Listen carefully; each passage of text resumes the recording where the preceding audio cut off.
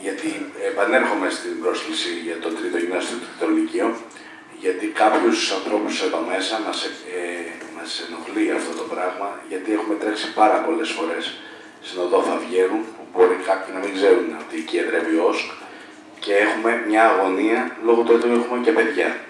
Άρα, σε αυτά τα θέματα δεν θέλουμε να μαθαίνουμε την επομένη, τη μεθεπομένη, ότι έγινε μια συζήτηση και απήχαν αυτοί που έχουν τρέξει επί σειρά ετών. Έτσι. Είναι παρόμοιο με την υπόθεση του Νότος που την είδαμε στην τηλεόραση. Δηλαδή, ξέρουμε ποιος ενημερώνεται και ξέρουμε ποιος στέλνει. Κύριε Πανά, συγγνώμη, αλλά είναι δουλειά δημάρχου αυτή. Και στο κανάλι μας βρέθηκε τον κύριο Σκοτωνής, τον κύριο Κωνσταντέλο. Ενημέρωσε ένα τύπος προφανώς. Εγώ θα σας απαντήσω το εξής. Συγγνώμη, σας παρακαλώ. Εσείς πώς δεν το μάθατε που μαθαίνετε να ακούστε, στο στάδιο των ερωτήσεων. Πολλές φορές. Σας παρακαλώ.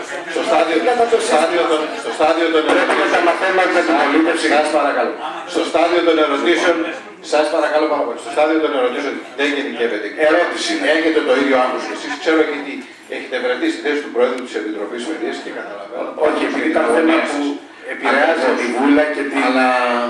Αλλά επειδή το θέμα αυτό να έρθει άμεσα σε Δημοτικό Συμβούλιο, δεν είναι κάποιο θέμα το οποίο θα ανακρίνει. Και εν πάση περιπτώσει, εγώ αυτή τη στιγμή όχι παρακαλώ το Δήμαρχο, απαιτώ και θα γίνει αυτή η συνάντηση των αρχικών για να δοθεί ή τον εκπροσώπων του, όποιος θέλει να ορίσει τον εκπρόσωπο, να γίνει η συνάντηση αυτή και από εκεί πέρα το θέμα να έρθει άμεσα στο Δημοτικό Συμβούλιο. Και νομίζω ότι καλύπτει και εσάς και τις δικές σας αγώνες.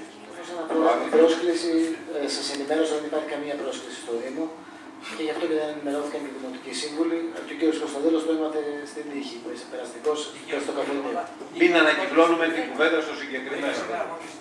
Ναι, μην ανακυκλώνουμε την κουβέντα. Είναι ένα θέμα άγχους και αγωνίας γονέων. Απλά επειδή μας εγκαλεί ο κ. Ζαπάκης. Όσο μπορούμε να το επιλύσουμε χωρίς να ανακυκλώνουμε την κουβέντα. Σας παρακαλώ πάρα πολύ. Είναι εθνικό το θέμα. Όσον αφορά